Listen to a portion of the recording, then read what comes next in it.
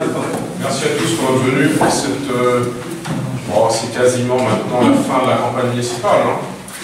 Plusieurs mois qu'on est en préparation de cette échéance capitale pour notre mouvement, nos idées, la manière dont on conçoit à la fois Saint-Nazaire et la France, parce que c'est quand même, c'est pas qu'un enjeu municipal, cette élection municipale. C'est aussi une certaine vision de notre pays. Et donc ça fait plusieurs mois qu'on est en train de préparer ça avec toute l'équipe, avec Johnny, avec Titouan, avec Naïs, Jean-Pierre, un certain nombre d'autres personnes. Vous nous avez tous aidés à faire la liste municipale, les 49 noms qui composent notre équipe. Ça, c'est très important. Et encore une fois, on vous en remercie collectivement parce que pas de colistier, pas de liste. Et pas de liste, pas de représentation de nos idées à cette échéance. Et finalement, eh bien, on serait moins crédible. Donc pour ça, encore une fois, merci. Je ne vais pas être long, je reprendrai la parole tout à l'heure de manière un petit peu détaillée. Je vais laisser la parole à Titouan qui va vous expliquer un peu les dernières orientations de notre campagne. Jean, bien sûr, va vous parler d'industrie parce qu'on n'est pas très loin des chantiers navals, mine de rien. Et c'est pas parce que c'est une élection municipale qu'il faut s'interdire de parler de sujets nationaux, parce que ces sujets concernent la vie des Nazériens. Et puis bien sûr, eh bien, je suis très heureux et très honoré d'accueillir notre invitée d'honneur, Julie Le Chanteux, députée française au Parlement européen, élue en mai dernier, grâce à nous tous, parce qu'on a tous voté, vous le savez, pour une liste nationale. Et donc nos députés, eh bien, ils ont été élus, on a élu en fait les députés, c'était une liste nationale, donc on a aussi contribué à l'élection de Julie à notre petite échelle. Et encore une fois, merci de votre venue, et puis on va pouvoir comme ça échanger sur cette échéance importante qu'est l'élection municipale. À 6 jours maintenant, 6 jours du premier tour de l'élection, et 13 jours, oui c'est ça, 13 jours du deuxième tour. Donc on a encore 13 jours pour convaincre les Nazériens. Ça se passe avec les tracts, en faisant du porte-à-porte, du boitage, du tractage. Ça se passe aussi par les débats qu'on a fait depuis ces derniers jours, que vous avez pu voir sur France 3, Télé Nantes, Carnews. On a apporté des idées, on a montré qu'on était... si vous ne les avez pas vus, je vous les diffuserai sur Internet. On a montré qu'on était...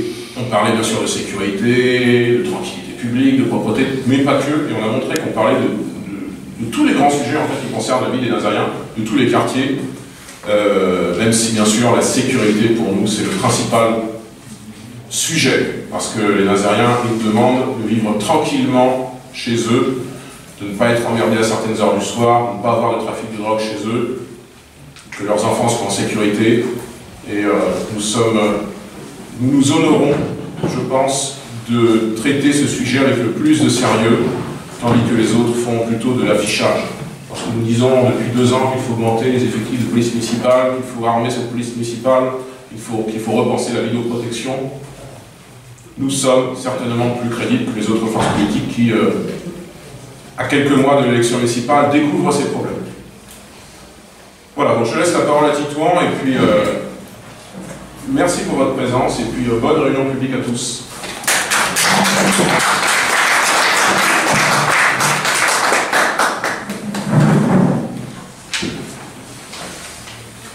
Bonjour à tous. Merci d'être venus déjà. Petite vingtaine, c'est déjà bien. Donc je vais commencer par faire un petit bilan, parce que c'est la dernière réunion publique avant le premier tour des municipales. Donc le bilan, c'est que déjà nous avons 3 listes dans 44, ce qui est assez important. Dans 3 villes importantes aussi, il y a Nantes qui est la métropole. Il fallait qu'on ait une liste à Nantes. Il y a Saint-Nazaire évidemment où nous pouvons gagner. C'est la seule où nous avons de réels espoirs de victoire. Et il y a la Baule aussi où le score va être bon, hein, puisqu'il a déjà été bon la dernière fois. Il n'y a pas de raison qu'il ne s'améliore pas. Nous dérangeons, très clairement, nous dérangeons tous les autres partis. Nous l'avons vu encore pour ceux qui ont eu la presse ou qui étaient à Nantes mardi. C'était animé, c'était très animé. On a été accueillis comme il se doit par une extrême gauche de plus en plus intolérante et de plus en plus extrémiste. Et avec de moins en moins de propositions et de moins en moins d'électeurs aussi. Donc ça montre Ils sont pas bons et ils nous le montrent tous les jours. Nous le voyons aussi à Nantes dans des programmes de gauche, voire même des fois d'extrême gauche, notamment dans celui de Madame Bénizet-Tual qui propose la gratuité des bus. Ce qui est beau, hein, ça fait rêver sur le papier, mais qui paye, parce que rien n'est gratuit. Ceux qui travaillent, ceux qui payent des impôts, hein, de toute façon, c'est ça. Être traités éventuellement. En tout cas, ce sont toujours les mêmes qui payent. Ce sont les mêmes qui payent notamment déjà sous cette majorité de gauche des paiements associatifs délirants, du clientélisme, la fête des rebelles qui va avoir lieu dans pas longtemps. Je ne sais pas, peut-être qu'il y en a qui vont y aller. En tout cas, vous la payez tous. Hein, donc, merci pour votre contribution. Merci pour ceux qui y ont.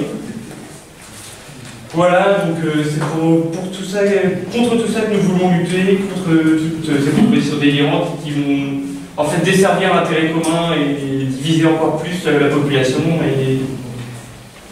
et en fait détruire tout ce qui peut construire une population saine. Et je vais même pas parler d'insécurité parce que au cours de la campagne, Johnny en a déjà très bien parlé plusieurs fois, Gauthier aussi.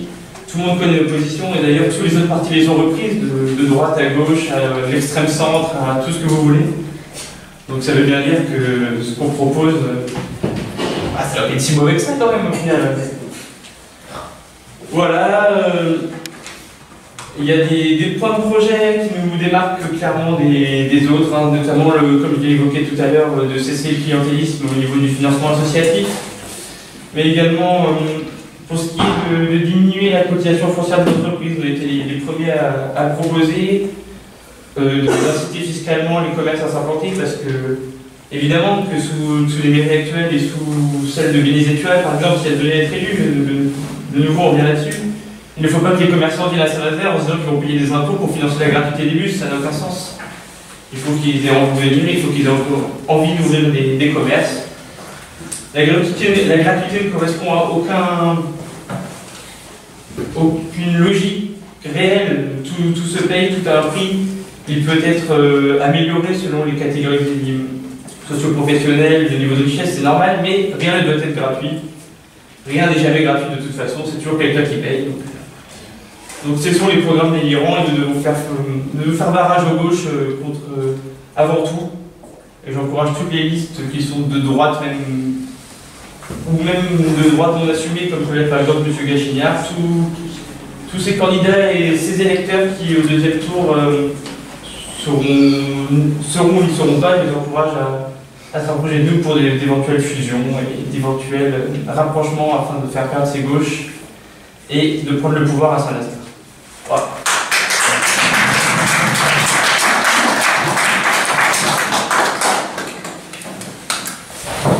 Bien.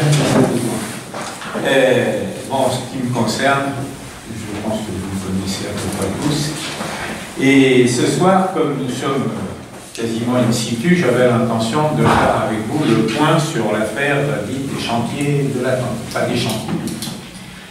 Un bref rappel historique. Cette entreprise qui est depuis des générations, puisque c'est pratiquement autour de celle-ci que l'industrie nazarienne s'est développée à partir de la deuxième moitié, disons vers la fin du XIXe siècle. Eh bien, cette entreprise, à partir des années 80-90, avait connu quelques difficultés, parce qu'il y avait une baisse d'activité dans la navale. Elle s'était illustrée en faisant les plus gros pétroliers au monde. Je ne sais pas si certains d'entre vous se souviennent, le Bacillus. Ça a été des heures qui ont marqué la région nazarienne. Et donc, elle est passée un petit peu de main en main.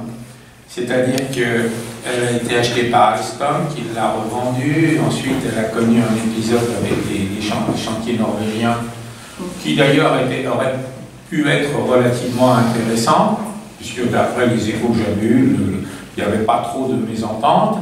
Puis les chantiers norvégiens intérieurs ont eux-mêmes connu des difficultés, ce qui fait qu'ils ont cédé à une entreprise coréenne qui s'appelait STX, qui était en Corée donc, et qui fabriquait des bateaux de tout type. C'était très gros chantier naval, mais néanmoins le plus petit des 4 chantiers navals coréens.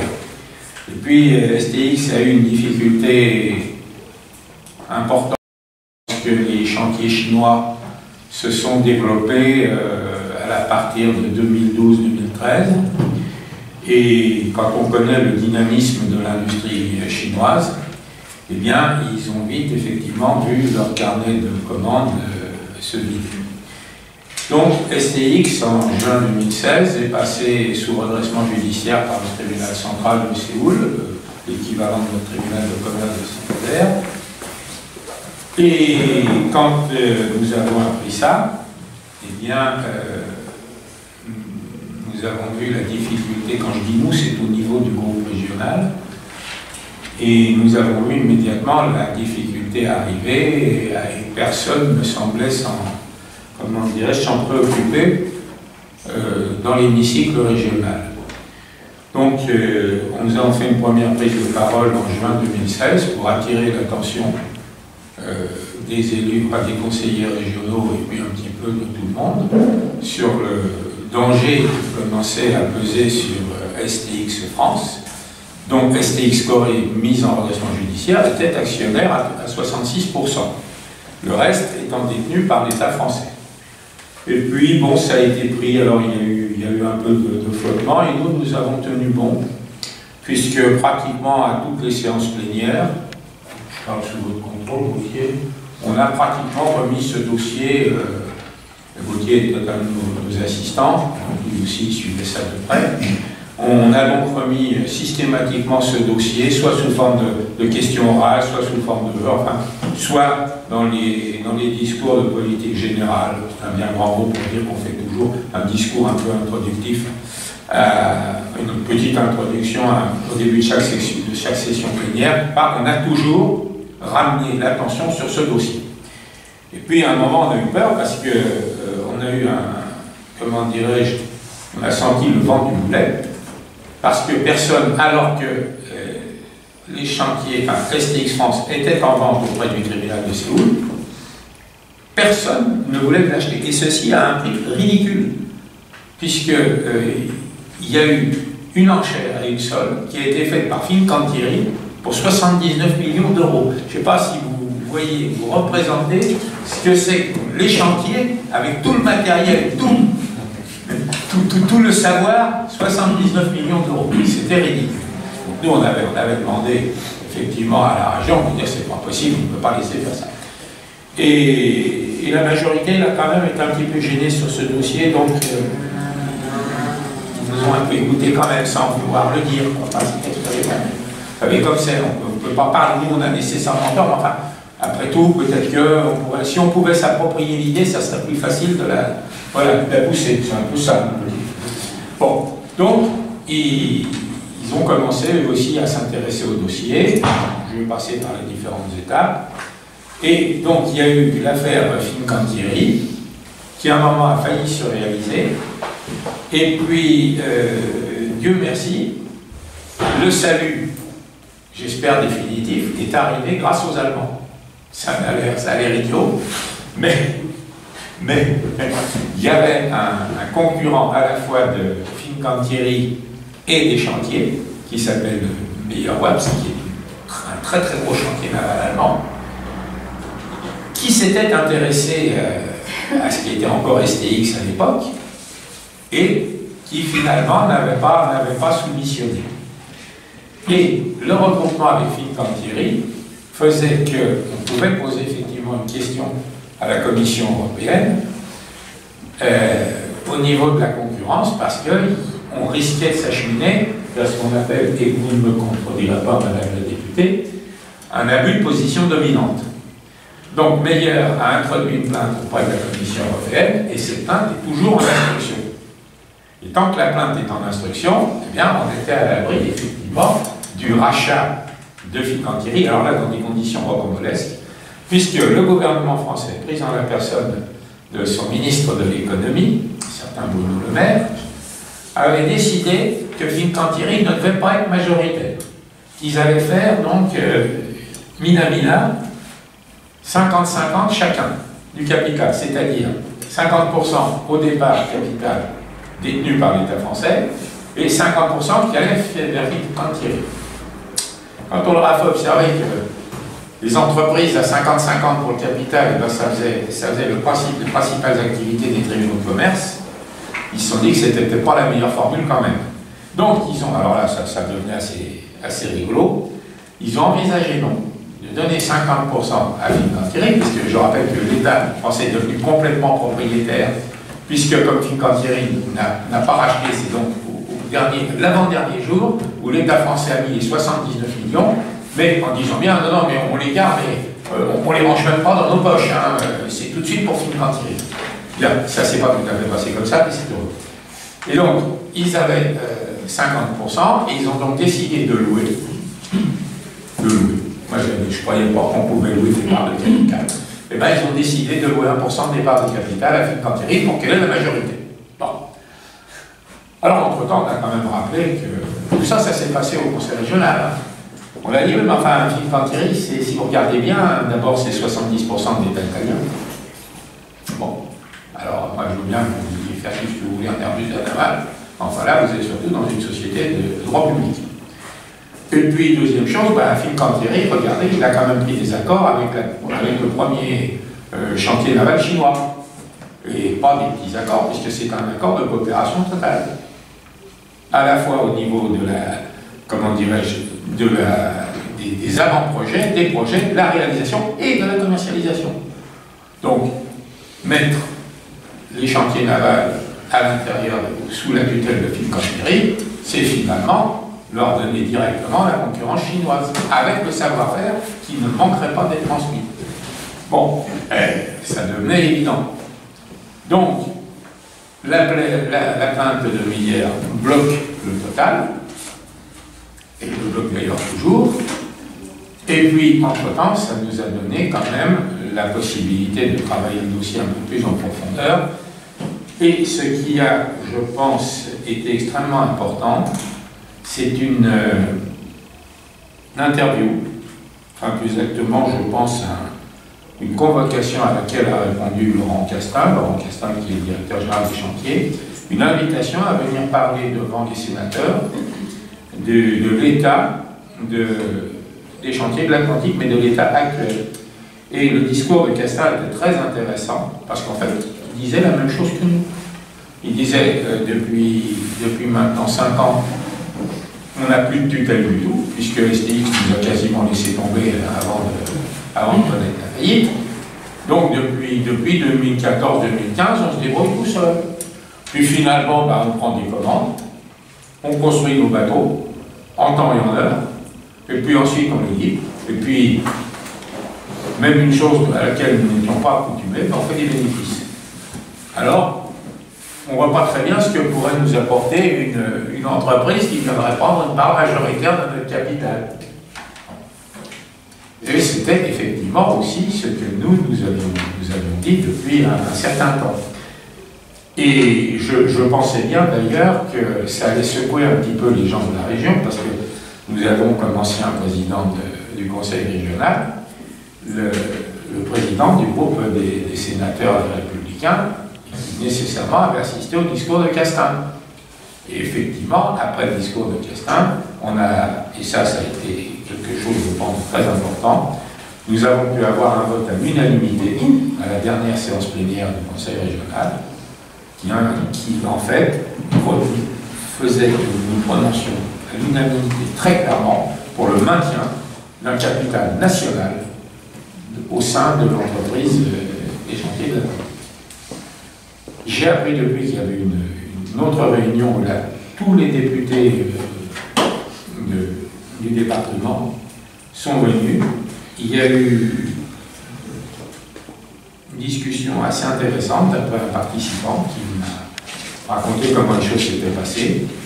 Et en fait, maintenant, ils sont très optimistes et ils pensent que les chantiers vont rester dans le giron national. Voilà ce que je voulais vous dire sur cette affaire qui est un peu emblématique. Si vous avez des questions, je peux y répondre.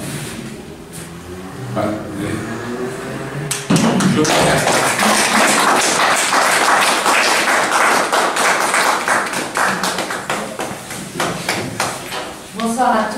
et à tous. Je suis vraiment heureuse d'être là avec vous ce soir. Pour moi, c'est une découverte. Je n'étais jamais venue dans votre région et j'en suis vraiment heureuse. Je vais me présenter parce que vous m'avez vu apparemment sur les affiches en gros et en grand, mais beaucoup plus simplement. Donc je suis Julie Le Chanteux, j'ai 42 ans, je suis maman d'un petit garçon qui a 17 ans.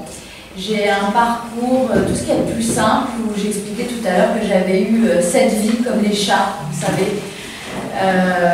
J'ai même pas été jusqu'au bac parce qu'il fallait que je travaille très vite comme bon nombre d'entre nous.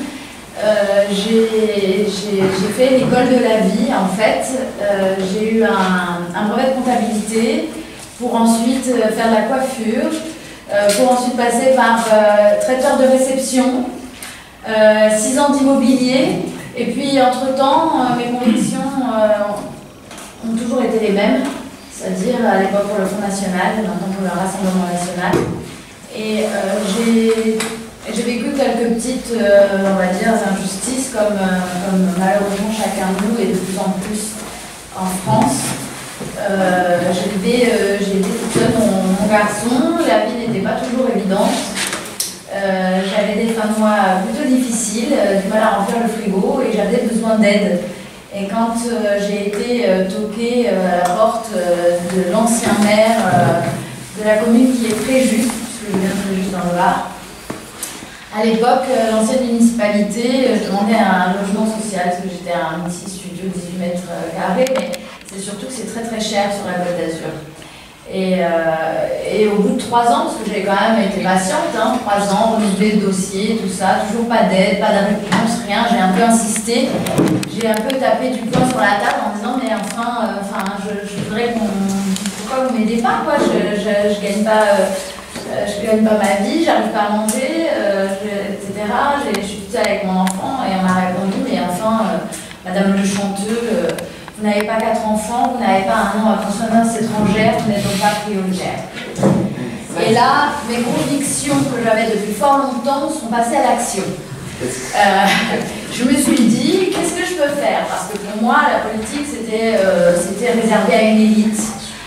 C'était pour moi quelque chose de tout à fait inaccessible.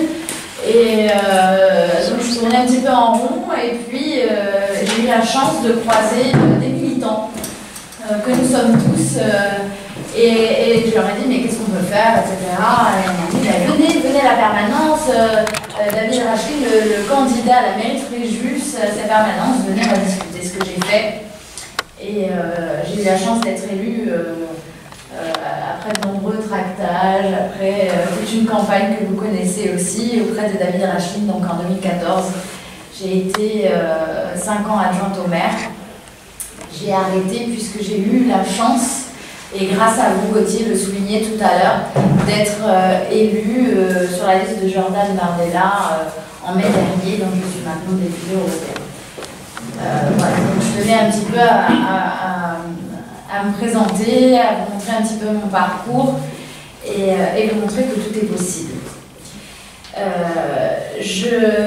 Gauthier là aussi l'a dit tout à l'heure, nous sommes donc à une semaine par contre du premier tour des élections municipales et donc je le remercie pour son invitation. J'ai accepté avec plaisir. Je voulais remercier aussi tous les militants, les colistiers, les personnes qui font notre sécurité, qui se sont chargés de moi, si je puis dire, toute la journée. Je voulais les remercier. J'aimerais vous parler et vous dire quelques mots d'actualité avant tout. Là aussi, évidemment, on est sur des élections municipales importantes, mais vous allez vite faire le lien. Alors que donc nous sommes le 6 mars, on le sait, et que ça fait plus de 2 mois maintenant que nous avons pris connaissance du premier cas du coronavirus en Chine. C'était en décembre de l'année dernière quand même, ça remonte, et vous en avez tous entendu parler puisque de toute façon ce sujet passe en boucle dans les médias, et que ça fait plus de 2 mois donc que M. Macron, notre cher président, et son gouvernement ne font absolument Rien. Comme d'habitude. Exactement. Ils auraient pu éventuellement anticiper. S'ils ne sont pas dans l'action, ils auraient pu anticiper l'épidémie en rétablissant les contrôles aux frontières, bien que nous n'avons plus, hein, pour les personnes venant de Chine au moins, au début, simplement ça, puis venant des autres pays touchés ensuite, et y instaurer des contrôles sanitaires. Je pense que c'était la moindre des choses, c'est du contrôle sanitaire. En plus, ils ont tous les outils pour pouvoir prendre les températures très facilement, hein. C'était quelque chose de simple. Ils auraient dû également anticiper l'épidémie en ordonnant aux quelques usines restantes ici en France de continuer à fabriquer les fameux masques. Vous savez, ça ils auraient pu le faire. Ils auraient pu aussi ordonner la fabrication supplémentaire de ce fameux gel hydroalcoolique, donc dont on manque de partout et dont les prix ont carrément flambé. C'est incroyable. Même chose, et là je reviens un petit peu à mon statut, en concernant l'Union européenne. Aucune décision n'a été prise à l'échelle des États membres. Bonsoir à tous, bienvenue. Donc en fait, chacun fait ce qu'il veut. Bonsoir. Les institutions elles-mêmes ont été les dernières à réagir à la crise en instaurant quelques mesures tardives et inefficaces. Alors ils refusent de faire entrer les visiteurs dans le Parlement, je parle de ce que je connais. À côté de ça, ils ouvrent la porte à Greta Thunberg, hein, on chercher l'erreur. Et le résultat, c'est que ce sont des centaines de personnes aujourd'hui infectées en France, dont 4 décès, ce qui est quand même tragique. Dans le même temps, notre crise, dont on vous parle moins, voire pas, elle a lieu pas très loin, hein, c'est en Grèce, à la frontière de l'Europe. Et là, ce sont des dizaines de milliers de clandestins qui tentent, et qui rentrent d'ailleurs, ils ne font pas que tenter, qui rentrent sur le continent européen, poussés par le président Erdogan, vous savez, qui a pourtant perçu plusieurs dizaines, des centaines de milliards d'euros. Ils ont perçu des centaines de milliards d'euros de la part de l'Union européenne pour les retenir, justement. Et pour pouvoir, dans l'esprit et dans l'éventualité de rentrer dans l'Union européenne. La Turquie, non mais vous voyez où on en est. C'est le résultat de la politique délirante, parce qu'il n'y a pas d'autre mot, hein, menée par nos dirigeants européens depuis des années, avec évidemment l'accord des divers gouvernements français et successifs. Deux crises bien importantes, hein, on les prend tous de plein fouet, deux domaines différents pourtant, mais par contre, là, on a la même inaction et objective et idéologique menée par qui? Par les mondialistes. C'est le sans-frontiérisme, c'est le libéralisme. Un monde ouvert à tous les dangers migratoires, sanitaires et autres qui met en péril l'existence même de nos peuples européens. Il existe pourtant des solutions. J'en ai évoqué un certain nombre tout à l'heure, encore faut-il en avoir la volonté politique et pouvoir réfléchir avec un peu de bon sens. Ce dont ils sont incapables, hein, très clairement. Et si je vous ai parlé de tout cela, c'est pour vous amener à faire un lien avec ce qui nous concerne aujourd'hui, les élections municipales. Ces mêmes incapables que nous avons au gouvernement et dans l'Union européenne, que nous avons au niveau national, nous les retrouvons au niveau local, n'est-ce pas, Gauthier? Ceux qui sont, ce sont les mêmes incapables qui dirigent nos régions, n'est-ce pas? Nos départements et nos mairies. Les mêmes incapables qui ont laissé bétonner à tout va, qui ont laissé mourir nos centres-villes, qui ont laissé s'installer l'insécurité, on en parlait tout à l'heure, le communautarisme partout, et qui osent venir nous donner des leçons de morale malgré tout. Ces mêmes incapables qui, depuis de nombreuses années, ont eu la possibilité de faire bouger les choses, puisqu'ils sont à la tête et qu'ils gouvernent, et qui se cachent derrière une forme de fatalité. Oh, c'est pas nous, c'est la faute des autres, oh, on peut pas, enfin, il y a toujours une excuse à tout. Hein. Des incapables qui font surtout preuve d'un immobilisme pitoyable et celui-là bien coupable. Autrefois étiqueté l'UMP ou le PS, aujourd'hui incarné par la République En Marche, parce qu'ils sont tous maintenant à la République En Marche. Hein. Nous les entendons dans les médias dire que c'est la faute de la terre entière, c'est ce que je vous disais tout à l'heure, sauf de la leur, hein, évidemment. C'est la faute des Français, des gilets jaunes, on a entendu aussi. Vous savez, ce que Macron appelle les Gaulois réfractaires et illettrés. C'est une horreur, ce président, il faut qu'on se le farcisse encore quelques années. Bref, c'est toujours la faute des autres et leur inaction, c'est bien, par contre, c'est ça la faute réelle, c'est bien leur inaction. Ils n'ont ni le bon sens et surtout pas la volonté politique, en fait, de nos élus qui sont, eux, issus du Rassemblement national. Et je vais vous en donner la preuve concernant l'échelon qui nous intéresse aujourd'hui, l'échelon municipal. Vous le savez, en 2014, nous avons gagné certaines villes et elles sont gérées depuis 6 ans par le Rassemblement national et un maire RN ne se résout pas. Et contrairement à ce qui peut être dit par nos adversaires, évidemment par les médias, la presse qui nous est rabâchée, un maire peut agir et surtout il doit agir. Et même si chaque ville, évidemment, ou chaque village a des problématiques singulières propres à elle, il est des valeurs et des réussites qui sont propres à la gestion de bon sens de notre mouvement politique. Toutes les actions menées par les maires Rassemblement national permettent à leurs habitants d'affirmer vivre mieux aujourd'hui. Ils le disent dans leur commune et souhaitent voir leur maire réélu. On le sait grâce au dernier sondage et puis on le confirmera bientôt. Je vous donne plusieurs exemples là aussi pour illustrer mes dires. D'abord concernant la fiscalité. Vous savez, les impôts, les taxes, voilà, tout ce qu'on subit. Eh bien gérer une ville, c'est avant tout gérer ses finances. C'est mettre fin au gaspillage, la désendetter bien souvent, hein, parce que les villes sont souvent surendettées, donc nous tous, hein, sans le savoir, parfois nous sommes déjà surendettés. C'est mettre fin aux emprunts toxiques et relancer les investissements pour la bonne santé de l'économie locale. Au Pontet, à Beaucaire, à Hénin-Beaumont, évidemment à Fréjus, les impôts ont baissé. En matière de développement économique, nous soutenons l'implantation locale. Vous savez, on en parle, on essaie d'en parler de plus en plus, le localisme. C'est produire, consommer et sur place, c'est très important.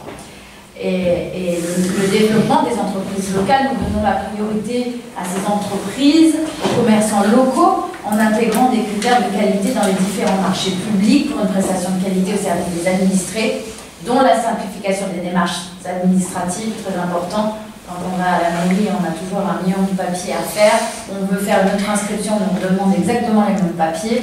Il y a un sacré travail à faire et ça, c'est en dialoguant avec vous qu'on le sait. Et c'est en allant sur le terrain, comme le fait Gauthier et Denis. Nous sommes aussi pour une politique de proximité, c'est ce dont je viens de vous parler, d'être sur le terrain, d'être à l'écoute, partout c'était nécessaire. Les maires du Rassemblement national se sont battus pour maintenir dans certains endroits les services postaux, les écoles et les bureaux de police. Là aussi, hein, la sécurité. Alors que certains, les maires LR, les socialistes, ferment les bureaux ou ne gardent pas leurs policiers municipaux, nous on est plutôt dans l'optique de les développer. Autre exemple encore concernant le mieux vivre dans nos villes, l'action de nos maires a amélioré considérablement le cadre de vie des habitants. Et ça c'est votre quotidien, donc c'est indispensable, avec évidemment des espaces verts, parce que parfois il n'y en a même pas. Quand il y en a, c'est l'entretien, les fleurs, les arbres plantés, un environnement respecté, un bien-être animal valorisé, très important. Partout, nous avons fait en sorte que les produits locaux soient dans les assiettes de nos enfants. Pourquoi faire venir de l'autre bout de la planète ce que nos agriculteurs cultivent et produisent dans le coin? Donc ça, c'est très important, c'est bon pour la planète, hein, c'est de l'écologie, il n'y a pas plus simple. Au lieu de nous mettre des taxes sur l'essence et tout le reste, il suffit de produire et de mettre dans l'assiette de nos enfants. Et pour ça, nous avons fait, parce qu'en fait, les directives européennes, il faut le savoir, nous interdisent très clairement de faire des appels d'offres et de faire la démarche pour les agriculteurs locaux, pour tout ça, il faut contourner, et ça, c'est grâce à des critères mis dans les appels d'offres. C'est très compliqué, mais en gros, on détourne, ouais, on reste dans la loi, mais c'est très compliqué à obtenir. Il faut le savoir, et donc là aussi, je vous dis tout ça parce qu'il faut avoir une vraie volonté politique pour le faire, une réelle envie. Sinon, on baisse bien vite les bras. Il y a le sujet de la démocratie directe, là aussi, très important, les référendums. Quand un maire pose des questions à ses administrés, est-ce que vous souhaitez voir ce projet aboutir ou non? Là encore, le bilan de nos maires est éloquent.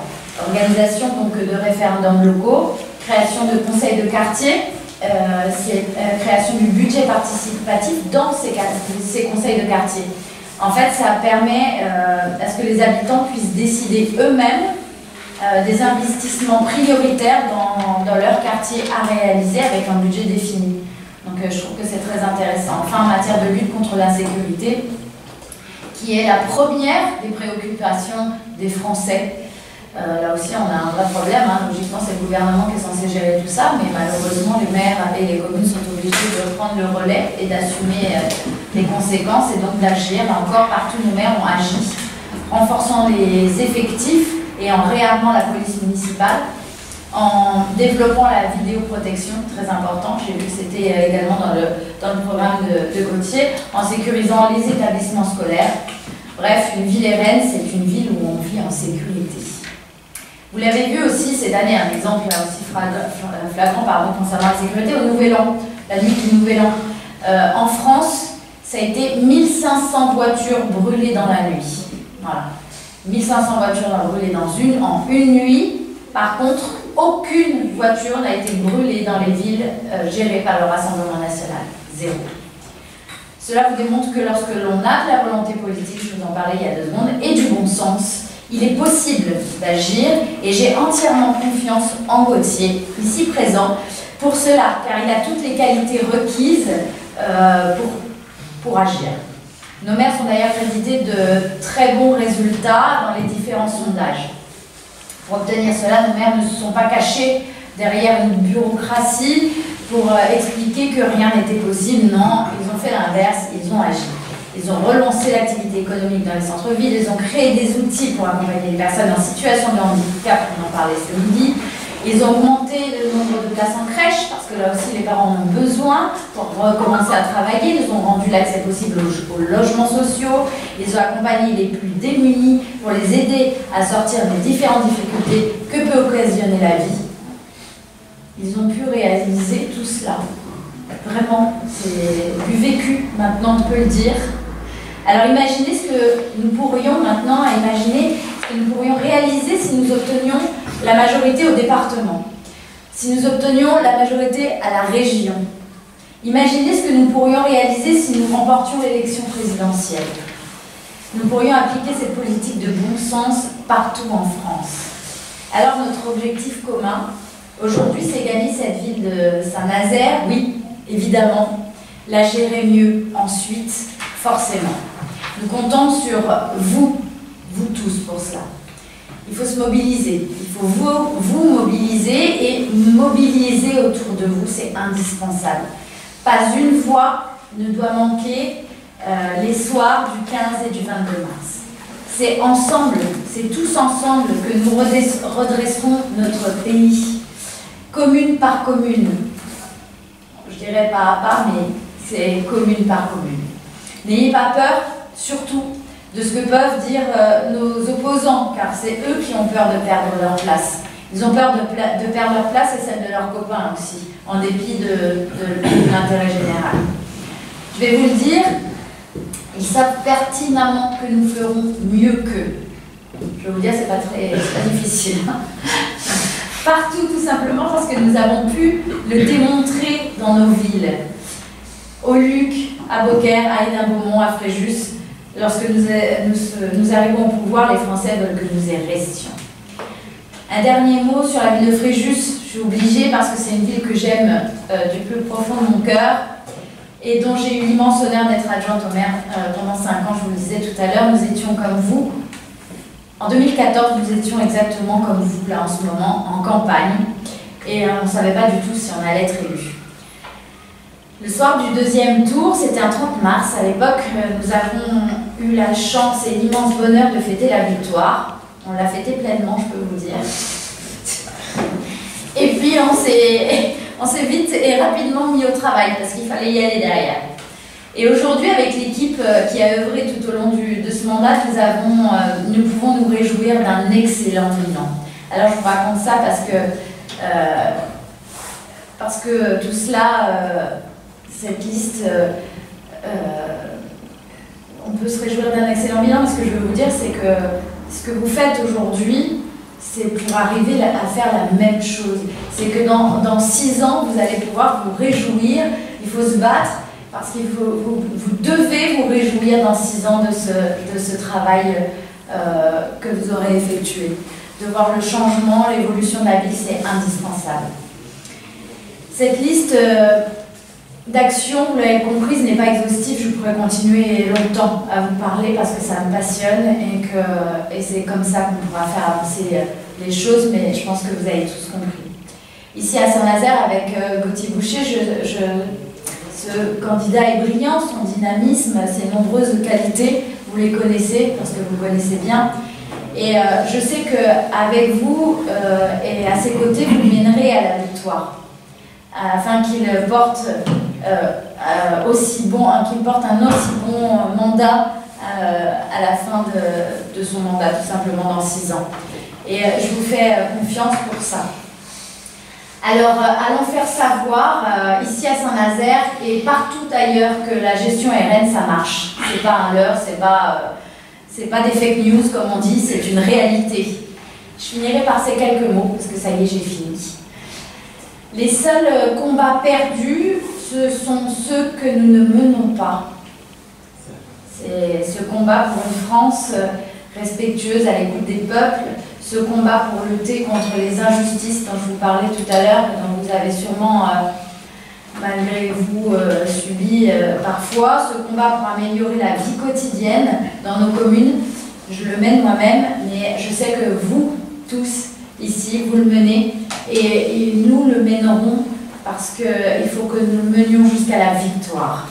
Ensemble, redressons d'abord nos communes, nos départements, nos régions, dans le but ultime évidemment d'arriver au pouvoir et ensemble redresser notre beau pays.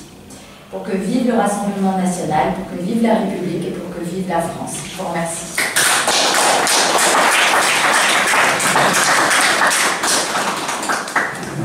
Brièvement, parce qu'on va avoir un vin d'honneur qui nous a gentiment été préparé par Athénaïs, et puis eh bien, on va pas tarder à rendre la salle, hélas. La mairie n'est pas toujours très gentille. Les lieux d'attribution des salles, les horaires d'attribution des salles, on a l'impression qu'il faut tout faire à toute vitesse. Lorsque nous serons en responsabilité, comme l'a dit Julie, on sera plus calme avec les opposants et ils auront droit légitimement de nous critiquer, de nous dire ce qui ne va pas, parce qu'on ne sera pas dans une stratégie de minorer, de bloquer nos oppositions. On sera respectueux avec tout le monde. 3 petits éléments rapidement. Julie nous a donc mentionné qu'elle avait été adjointe de David Rachlin, maire de Fréjus pendant 5 ans, de 2014 à 2019. David Rachlin qui a été un petit peu et qui reste toujours eh bien, l'emblème que, à la fois, oui, la gestion RN ça marche, mais aussi que quelqu'un qui vient d'un milieu assez modeste, d'une famille assez modeste, pouvait, par une forme de méritocratie républicaine, accéder à des fonctions très estimables, parce que un maire, vous le savez, c'est l'élu qui est le plus apprécié des Français, le maire. Il est toujours très apprécié des Français, même si on le critique beaucoup. Eh bien, David a commencé son parcours politique en réunissant à peu près 12% des suffrages à l'élection municipale de 2008. Pour finalement, en 2014, gagner, je pense, avec à peu près 40%. Ça vous explique donc eh bien, qu'il a plus que triplé son score en 6 ans. Et entre-temps, il y avait une initiative spectaculaire en 2012 où il avait failli gagner, je pense, à peu près 48% des voix. En 6 ans, plus de chemin parcouru dans une ville comme Fréjus, où le Front National à l'époque est passé de force d'opposition, un petit peu marginal, à force politique qui a été capable de changer le destin d'une ville, d'améliorer eh bien, la vie concrète des habitants, de leur rendre leur dignité, leur sécurité, leur identité, de valoriser leur patrimoine. Que de chemin parcouru en 6 ans. Eh bien, ça vous montre que ce qui est possible à Fréjus, ou à Beaucaire, ou à Hénin-Beaumont, où tout cela s'est fait sur une période un peu plus longue, cela peut se faire en quelques années à Saint-Nazaire, si toutefois nous sommes persévérants dans notre action. Et si vous apparaissons pour ce que nous sommes, c'est-à-dire, eh bien, on ne va pas faire de la politique comme les autres en faisant de la politique tous les 6 ans, et en étant présent tous les 6 ans vis-à-vis de nos concitoyens. Nos concitoyens, ils nous voient sur les marchés, à distribuer des tracts et à discuter avec eux tout le temps. Peut-être pas tous les jours, mais tous les dimanches on dévoile. Et ailleurs d'ailleurs, quoi, à la Pinouette, à Saint-Marc. Et puis nous on est dans les cafés aussi, ces cafés où le maire ne va jamais. Et ailleurs, on est partout à Saint-Nazaire, parce qu'on vit à Saint-Nazaire. On est dans le monde réel. Alors que les autres, ceux qui nous gouvernent, vous ne les voyez jamais dans certains quartiers, vous ne les voyez jamais faire certaines choses qui correspondent au quotidien des gens. S'ils ne font pas ces choses, c'est qu'ils ne sont pas si représentatifs que ça. Et donc nous devons continuer à rester nous-mêmes, sans agressivité, sans hostilité, avec politesse, même si en face, c'est plutôt l'impolitesse qui... À Fréjus, donc, les scores ont été triplés en 6 ans. La gestion de David, comme la gestion de Lomer, a été globalement une gestion non partisane, bien que ce soit des maires Rassemblement National. Quel paradoxe d'avoir sur nos affiches, oui, on sait qu'on est Rassemblement National, soutenu par Marine Le Pen, notre flamme. Et pourtant, notre gestion, comme nous sommes aux responsabilités, ou notre opposition, quand nous sommes dans l'opposition, elle n'est pas vraiment partisane. C'est plutôt appliquer des règles de bon sens. On est chez nous, on ne veut pas que les impôts augmentent de manière exponentielle, on essaye de désendetter, de gérer un bon père de famille. Ça, ce ne sont pas des règles partisanes, c'est simplement le bon sens. Tandis que les autres, ils ont des listes sans étiquette officiellement, mais ils gèrent de manière partisane et politicienne. Et c'est tout à fait l'inverse de ce que nous faisons. Voilà mes chers amis, merci pour votre présence. On va prendre un petit vin d'honneur. Et puis hélas, nous allons rendre la salle, puisque la mairie, dans sa générosité, vous a laissé la salle jusqu'à 20h et qu'il est 19h56. Merci.